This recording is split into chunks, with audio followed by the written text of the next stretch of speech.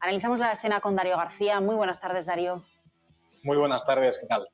¿Qué te parece el rebote que estamos viendo hoy después de las caídas que veíamos ayer? Esas tecnológicas hoy de nuevo al alza, también subidas en el sector de materias primas. Enseguida te pregunto por el petróleo, pero antes, ¿cómo has visto las alzas del IBEX 35 recuperando ese nivel de los 8.900 puntos? Y bueno, sobre todo, la subida en bloque de la banca, BBVA arriba, un 6,5%.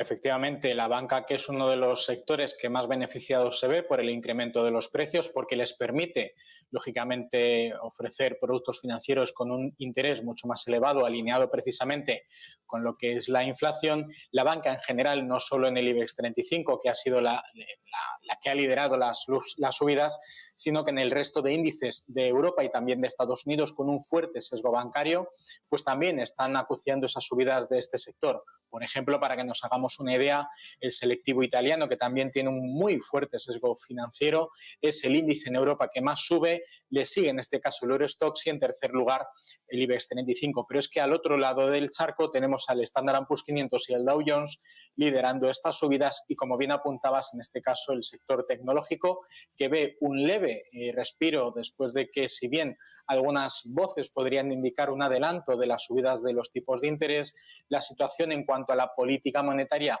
podría verse, en este caso, afectada o revisada para que no haya ningún tipo de cambio, pues ha permitido que el sector tecnológico vea un pequeño respiro, una pequeña ventana a través de la cual, bueno, pues intentar recuperarse durante la sesión de hoy, en un contexto donde esta semana hemos arrancado, bueno, pues con esa perspectiva de que la OPEP, el cártel del petróleo, pues pudiera revisar levemente su actual política de incremento de la producción de 400.000 barriles. Eso ha sorprendido a los mercados y hemos visto cotizar al alza, en este caso al barril de Brent, muy por encima de los 82, incluso el barril de West Texas alcanzar la cifra de los $79 por barril. Efectivamente, viendo vuestras pantallas de XTV, tenemos ese barril de Brent ahora en 82,70, pero lo he llegado a ver hace un ratito por encima de 83, Darío. ¿Qué previsiones estáis manejando? Algunas casas de análisis ya están incluso mirando a los $100. Nos quedan todavía por redondear unos $20 de diferencia. Eso supone incrementar el precio actual más de un 20%, bueno, en relativo aproximadamente un 25%. Lo que ha originado esta situación es que la expectativa o el sentimiento o lo que ha traducido el mercado de esta decisión de la OPEP es que probablemente, si bien deberíamos ver un recorte de los inventarios en la publicación de esta noche, de los cambios semanales a las 11 menos 20, la perspectiva es que este mantenimiento de la tasa de crecimiento de la producción, lo que estima es que la OPEP considera que va a haber un incremento de la demanda durante este último trimestre más rápido de lo que se estimaba y que en principio se había descontado para el primer trimestre del año 2022.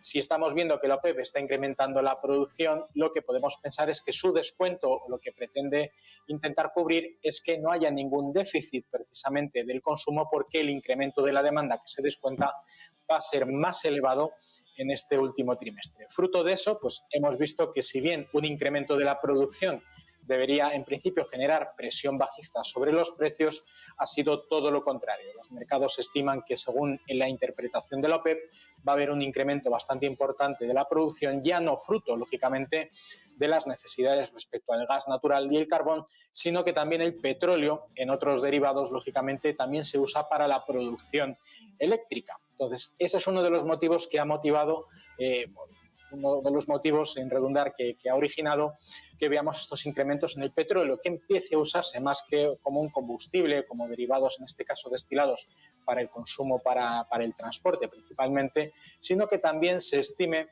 su uso para la generación, en este caso, y la producción de energía eléctrica, algo que sigue preocupando al bolsillo de los consumidores y que proyecta, sobre todo de cara al invierno, que pueda poner fin, en este caso, a la escalada de precios para finales de marzo, que es más o menos cuando termina la campaña de invierno.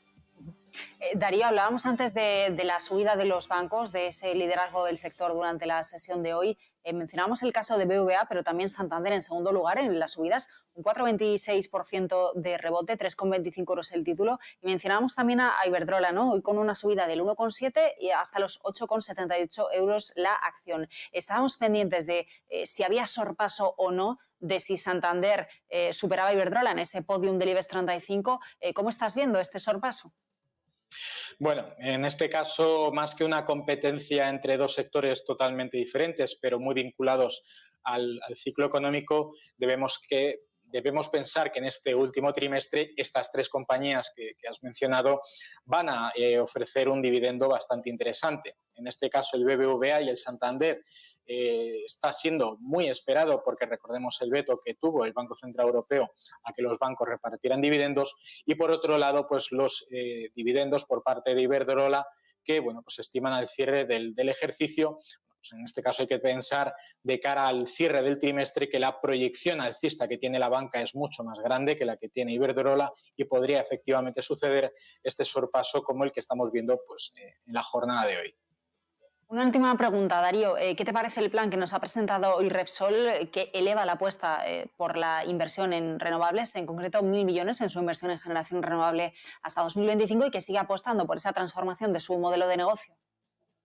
Bueno, pues tiene toda la lógica del mundo. En un sector cada vez más impactado por los requisitos y los criterios de ESG, en un sector precisamente que adolece, entre otras cosas, pues, por ser netamente contaminante, la perspectiva de que Repsol en su plan estratégico vaya diversificando su negocio para ofrecer otro tipo de fuentes de energía, como es el hidrógeno verde, pues forma parte del plan de largo plazo en una compañía que se estiman ya no solo de valor, sino que precisamente esto le da un brote verde, digámoslo así, a un sector muy tradicional, y que, bueno, pues esta perspectiva de crecimiento que exige, lógicamente, que en periodos más cercanos o de más corto plazo realice inversiones importantes precisamente para adaptar su modelo de negocio. Probablemente en el muy corto plazo, si los inversores estiman que esa inversión es excesiva respecto a la rentabilidad que se pueda obtener en el menor tiempo posible, podamos ver relativas correcciones, pero lo cierto es que para aquellos inversores de más largo plazo que apuesten precisamente por esta diversificación dentro del sector petrolero y del sector energético, deberían considerar a Repsol como una de las apuestas de cara a intentar diversificar el negocio en la búsqueda de las emisiones netas cero de gases contaminantes. Y bueno, pues por lo tanto deberemos tener muy positiva la perspectiva de la compañía petrolera de referencia en el IBEX 35. Pues Darío García, muchísimas gracias por acompañarnos. Muy buenas tardes. Hasta mañana. Como siempre, un placer. Buenas tardes.